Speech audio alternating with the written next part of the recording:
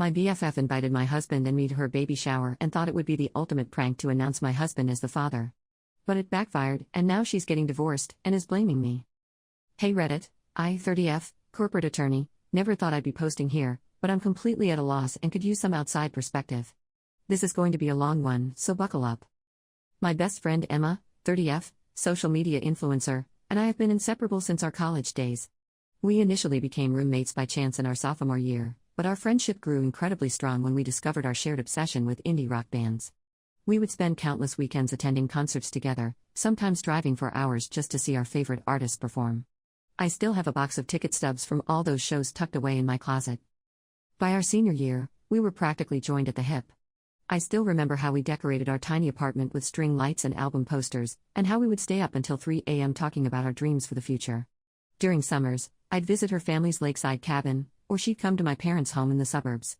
Her mom would always make us her famous blueberry pancakes on Sunday mornings, and my dad would grill us his world-famous, his words, not mine, barbecue when she visited us. After graduation, our careers took wildly different directions. I pursued my lifelong dream of becoming a lawyer, landing a position at one of the top firms in the city after 3 grueling years of law school and barely surviving the bar exam. I still remember calling Emma in tears when I got the job offer, and she showed up at my apartment an hour later with a bottle of sparkling cider and chocolate cupcakes to celebrate. Emma, on the other hand, wasn't sure about following a traditional career path. She'd always had this incredible eye for aesthetics and could make even the most mundane things look beautiful. She started posting lifestyle content on social media during our senior year, and it gradually grew into a substantial following. By the time I was finishing law school, she was making a decent income from brand partnerships and sponsored content. Despite our hectic and completely different schedules, we made it a priority to reserve our weekends for each other whenever possible. Sometimes it meant me bringing case files to her apartment and working while she edited photos, just to be in the same space. Other times, we'd go hiking at this beautiful trail about an hour outside the city, try the newest restaurant downtown, grab drinks at our favorite pub, or just stay in with takeout and a movie marathon. It was during one of our girls' nights at our favorite pub downtown, they have these amazing sweet potato fries that I still crave weekly, that I met David.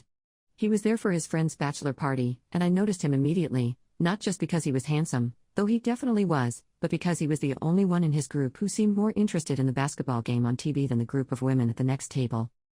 I'll never forget how he nearly spilled his drink when Emma practically pushed me into him on our way back from the restroom. We both laugh about who fell for whom first, but honestly, we were both immediately smitten. He asked for my number that night, and by our third date, I knew he was something special. He remembered little details about things I'd mentioned in passing, brought soup when I caught a cold, and never once complained about my insane work hours when I was preparing for a big case. We've been happily married for 5 years now, and our relationship has been my rock through the stress of making partner at the firm and all of life's other challenges. I often tell Emma how grateful I am that she accidentally bumped me into him that night, or I would have never met the love of my life. While Emma stayed single for a few years after my wedding, though she dated plenty, I was her sounding board through at least a dozen short-lived relationships. She eventually met her husband Robert. They just celebrated their 2nd anniversary a few months ago, and I was thrilled when Emma shared that they were expecting their first baby. When Emma told me she was pregnant, I was over the moon for her. We were having lunch at this little cafe near my office, and she slid an ultrasound photo across the table instead of telling me directly. I'm pretty sure I squealed so loudly that everyone turned to look at us. I couldn't wait to see my best friend start this new chapter and to spoil her little one rotten. I was deeply touched when Emma asked me to be the baby's godmother and to organize her baby shower. It was especially meaningful because, as Emma knew, David and I had been trying to conceive for almost 3 years without success. We'd gone through multiple fertility tests, consulted specialists, and eventually learned that due to some medical issues on my end, getting pregnant naturally would be extremely difficult for us. It was a devastating blow, but we had come to terms with it and were focusing on enjoying our life together while considering other options for the future. I had shared all of this with Emma during many teary nights, and she had been incredibly supportive throughout our journey. She would check in regularly, never push for updates, and was always sensitive when talking about pregnancy-related topics around me. After brainstorming several themes for the baby shower, we settled on yellow, Emma's favorite color since I've known her. Her college bedspread was this sunshine yellow that brightened up our whole apartment. I wanted everything to be perfect, so I spent weeks coordinating with vendors, creating Pinterest boards, and making sure every detail aligned with Emma's vision. I worked with the same caterer who had handled my brother's wedding the previous year. She's amazing at accommodating dietary restrictions and creating beautiful presentations, so I knew the food would be perfect. The cake was a 3-tier lemon confection with buttercream frosting, Emma's absolute favorite. On the day of the shower, David and I arrived an hour early to ensure everything was perfect. Robert met us at the door, looking a bit tired but excited, and mentioned that Emma was still getting ready. While setting up, I noticed that the cake wasn't centered on the table exactly as Emma had requested, so I rearranged it along with some of the decorations. The guests started arriving right on schedule, and I was thrilled to see some of our old college friends. Katie, who now lives across the country and I hadn't seen in nearly 5 years, flew in specifically for the shower. Melissa brought her twin toddlers, who had grown so much since I last saw them. We took the opportunity to catch up on each other's lives, new jobs, moves, marriages, and everything in between. When Emma finally made her entrance in a flowing yellow dress that perfectly matched the shower's theme, she was absolutely glowing. Her baby bump was adorable, and she had this radiant smile as everyone gathered around to congratulate her. I remember thinking how happy I was for her in that moment, despite the small pang of envy I couldn't completely ignore. As the event progressed, we enjoyed a delicious lunch of gourmet sandwiches, summer salads, and fresh fruit. The atmosphere was light and joyful, with bursts of laughter punctuating conversations around the room. Everything seemed to be going perfectly until Emma clinked her glass and called for everyone's attention. She stood up, one hand resting on her baby bump, and thanked everyone for coming to celebrate with her. I smiled encouragingly, expecting her to say a few words of gratitude before we moved on to opening gifts. But then she took a deep breath and said, "I'm thrilled to tell you all that Robert and I are expecting our first child, and I have someone very special to thank for that." I noticed Robert looking at Emma with a puzzled expression, clearly trying to understand what she was getting at. The room grew quiet as everyone waited for her to continue. Then, pointing directly at my husband, David, she loudly announced, "Everyone, I'd like to introduce the father of our baby." I almost choked on my water. The room fell into an eerie silence, and I could feel everyone's eyes darting between David, Emma, Robert, and me. My mind was racing, trying to make sense of what was happening. Was this some sort of bizarre joke? Had I misheard her? David, who has always been somewhat shy and definitely not someone who enjoys being the center of attention, grabbed my hand tightly under the table.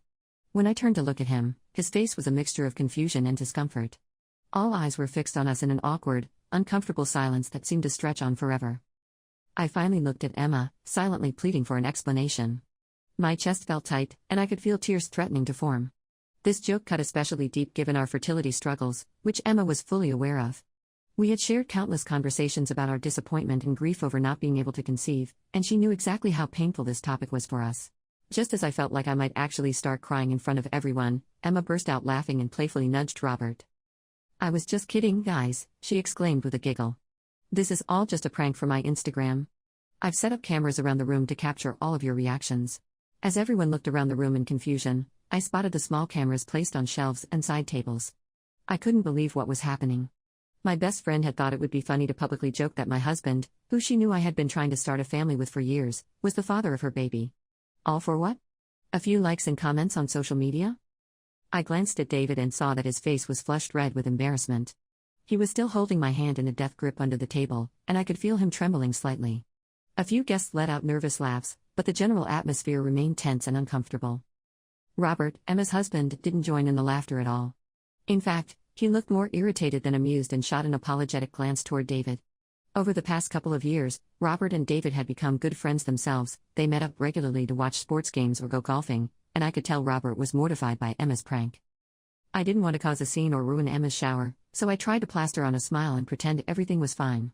But inside, I was a mess of hurt, anger, and embarrassment. As Emma continued with the baby shower activities as if nothing had happened, I struggled to shake the unease that had settled over me. After lunch, we played a few typical baby shower games, guessing the baby's measurements, a diaper-changing race, and matching celebrity baby names to their famous parents. Throughout all of this, Emma was the only one who seemed to be truly enjoying herself, chatting animatedly with guests and taking numerous photos for her social media accounts. David had already whispered to me that he wanted to leave, but I begged him to stay a little longer. I didn't want the other guests to notice us leaving abruptly, and I promised him I would talk to Emma about this whole situation later. As we were opening gifts, I noticed Robert standing up with a stern expression. He asked Emma if they could step outside for a moment, and from his tone, I knew something was about to happen. They moved to the patio area, which was visible through the large sliding glass doors, and began what appeared to be an intense conversation. At first, they kept their voices low, but as their discussion grew more heated, Robert's gestures became more animated, and their voices carried into the room where we all sat in uncomfortable silence, pretending not to notice or hear. Suddenly, Robert's voice rose enough that everyone could hear him clearly. "I can't believe you would do something like this. They are our closest friends, and it's not just a harmless prank. You made a mockery of our baby shower and humiliated me in front of everyone." Emma kept insisting it was just a harmless joke, but Robert wasn't having any of it. "You need to grow up," he said firmly. "This isn't funny, especially when we're supposed to be celebrating the arrival of our child." The room had grown uncomfortably silent, and we could all hear their words clearly now. David couldn't take it any longer. He stood up, gave me a meaningful look, and quietly said he'd be waiting in the car. Although my heart ached for Emma, who was clearly in the middle of a marital dispute, I also understood how hurt David was, and I couldn't blame him for leaving. Seeing David leave seemed to be the final straw for Robert. He turned to Emma and said in a voice filled with resignation, "I'm done. I'm done with your immaturity. We're done. I will love this child, but I can't be with you for 1 second longer." Upon hearing this, Emma burst into tears, and Robert walked away, leaving the baby shower entirely. The remaining guests and I looked at each other in disbelief, completely unsure how to react to what had just transpired. Although I felt terrible for my best friend, I knew David needed me more at that moment. I didn't want to confront Emma after her difficult conversation with Robert, so I gathered my things and left the baby shower without saying goodbye, feeling guilty but also determined to support my husband. When I got home, David was sitting on our couch, still visibly upset. We spent hours discussing what had happened, trying to understand what could have possibly motivated Emma to pull such a hurtful prank on us. David expressed feeling humiliated and betrayed, especially since Emma knew about our fertility struggles. I shared those feelings, along with a deep sense of disappointment in someone I had considered my closest friend for over a decade. That evening, Robert sent us an apologetic text saying he had no idea Emma was planning this prank for a video and that he was deeply sorry for what we'd experienced. We appreciated his reaching out and assured him we held no ill feelings toward him, as we could see he was just as blindsided as we were. The next morning, I woke up to several messages from Emma. She attempted to explain that she had played the prank due to stress from her pregnancy and just wanted to create viral content for her Instagram. She claimed she didn't understand why we were upset and questioned why I had left without saying goodbye. Then she asked if I could drive her to her gynecologist appointment that afternoon. After reading her messages, I felt my frustration rising again. I replied that I didn't find her prank amusing at all and explained that what she did was disrespectful and made both David and me extremely uncomfortable. I told her I needed some time away from her and wouldn't be able to take her to her appointment. Emma's response was to call me a terrible friend for abandoning her during such a vulnerable time. This message really hurt me. I had spent years being there for her through every crisis, big or small, and the one time I set a boundary after being publicly humiliated, I was the bad friend? When I showed Emma's message to David, he was furious. He suggested we take a step back from engaging with her until she understood the severity of her actions. I decided to send her one final message stating that I wouldn't be speaking to her until she apologized to both me and David for what she had done. I also made it clear that if she uploaded the prank video, I would pursue legal action against her. Rather than apologizing, Emma responded by saying she didn't believe she had done anything wrong and even suggested I was jealous of her because of her pregnancy. When I read her reply, I was stunned that my best friend of more than a decade would think I was jealous when I had spent weeks planning her perfect baby shower. Emma informed me that she wouldn't upload the video but insisted I should put my feelings aside and support her during this difficult time. She mentioned that Robert hadn't come home the previous night and claimed she needed me now more than ever. Being non-confrontational by nature, I found myself in tears reading her insensitive messages. Realizing I couldn't continue this conversation productively, I made the difficult decision to block her without responding further. The friendship I had cherished for so many years seemed to have transformed into something toxic overnight. It's been a week since that disastrous baby shower, and a lot has happened. I want to clarify that Emma has never been the type to play pranks. This behavior was completely out of character for the friend I thought I knew so well. In all our years of friendship, I've never seen her pull something like this on anyone. David spoke with Robert over the weekend and learned that he is actively seeking a divorce lawyer. According to David, Robert is heartbroken but determined to end the marriage. Emma has been constantly calling and texting him, demanding he return home and get over his feelings, but Robert hasn't responded to her attempts at contact. Things took an even stranger turn when Emma accused Robert of having an affair with me, an outrageous claim that came completely out of nowhere. Robert told David he's devastated that their marriage is ending, but Emma is becoming someone he doesn't recognize anymore. Since I blocked Emma, she hasn't been able to reach me directly, so she sent a lengthy message to David instead. In it, she accused him of trying to ruin our friendship and cruelly stated that he isn't much of a man because he can't get me pregnant. When David showed me this message after returning from work yesterday, I was absolutely furious. Until now, I'd been trying to attribute Emma's behavior to pregnancy hormones, giving her the benefit of the doubt despite her hurtful actions. But attacking my husband in such a personal and vicious way crossed a line I couldn't ignore. As the organizer of Emma's baby shower, I had also been in charge of her baby registry. We spent many hours discussing what items she would need for the baby, creating a comprehensive list of essentials.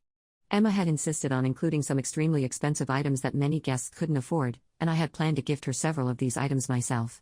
After seeing her message to David, I immediately canceled my orders and deleted the baby registry. If she wanted one now, she would have to create it from scratch herself. A few days ago, I received a message from the caterer regarding final payment for the baby shower. In my distress over the situation with Emma, I had completely forgotten about this. As a surprise gift to Emma, I had already paid half of the booking fee and had intended to cover the remaining balance after the shower. I called the caterer and explained what had happened. She was understanding and informed me that since Emma had technically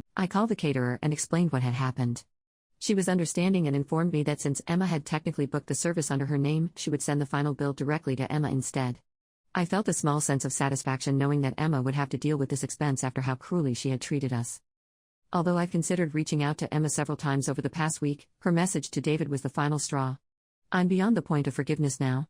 Looking back, I can recall numerous occasions where Emma made subtle cutting remarks or undermined me, but I always dismissed them as unintentional or misunderstandings. Now I'm seeing our friendship in a new, less rosy light. It's been 3 months since the baby shower incident, and I've received the most shocking email from Emma. When I saw her name in my inbox, I almost didn't open it, but curiosity got the better of me. The email was filled with vicious accusations and profanity. She called me cheap for not paying the entire catering bill even though I could afford it, not that my finances are any of her business, claimed I've always been stuck up because of my family's financial stability, and cruelly stated she was glad I could never be pregnant. She went on to say that throughout our friendship, she had only been using me to make her life easier. She attacked my appearance multiple times and suggested that David had only married me for my money because I was too ugly to attract him otherwise.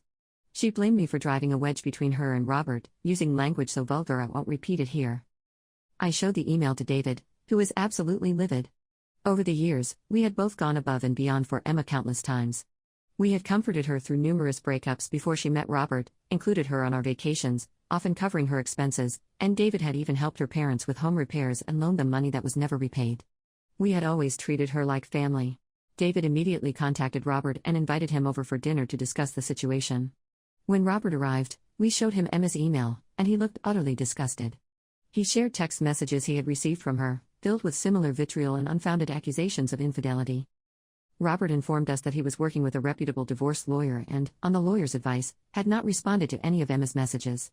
He was documenting everything she sent him and took a photo of her email to me to share with his attorney. We've received concerns from some mutual friends that Emma might be experiencing neurological issues due to her dramatic personality change. While I appreciate their concern, I should note that Emma has always had anger management problems. During college, although I was never on the receiving end of her temper, I witnessed her lose control and verbally attack others in public several times. I always made excuses for this behavior, but looking back, I should have recognized these red flags. David and I have decided to reach out to Emma's parents to share our concerns and show them the messages she has sent us. If they believe there might be a medical issue at play, they can pursue appropriate testing and treatment. Regardless of the outcome, I have no intention of unblocking Emma or responding to her emails.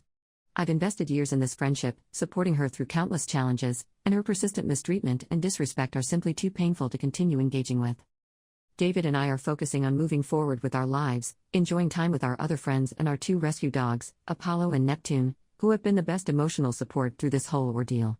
We're planning a vacation next month, something we've been putting off due to work commitments, and are looking forward to some time away to reset.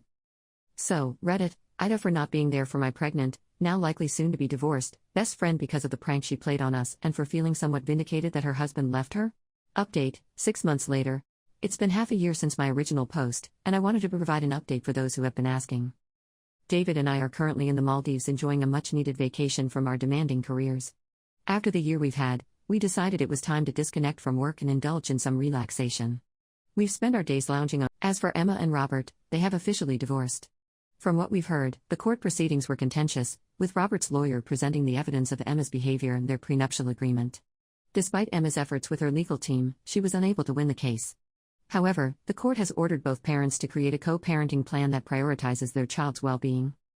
After we contacted Emma's parents about her concerning behavior, we learned that she had to move back into their home.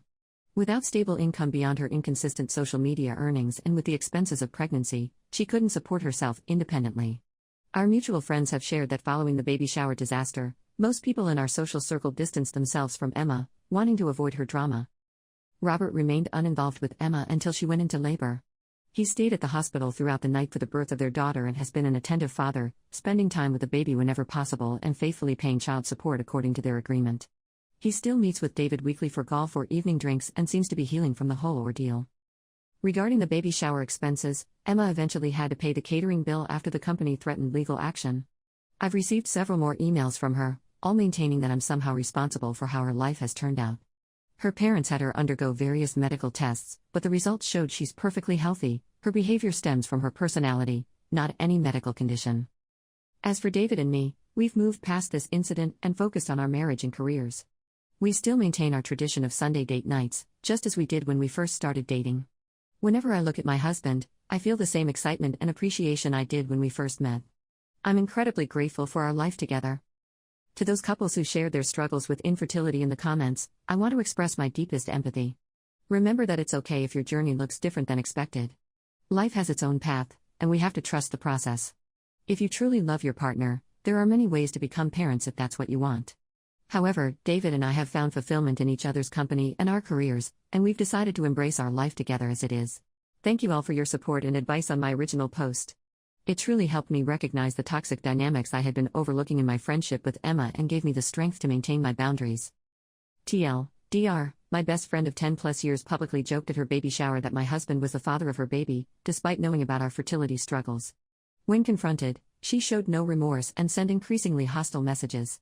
Her husband left her, and they're now divorced with a co-parenting arrangement for their newborn daughter.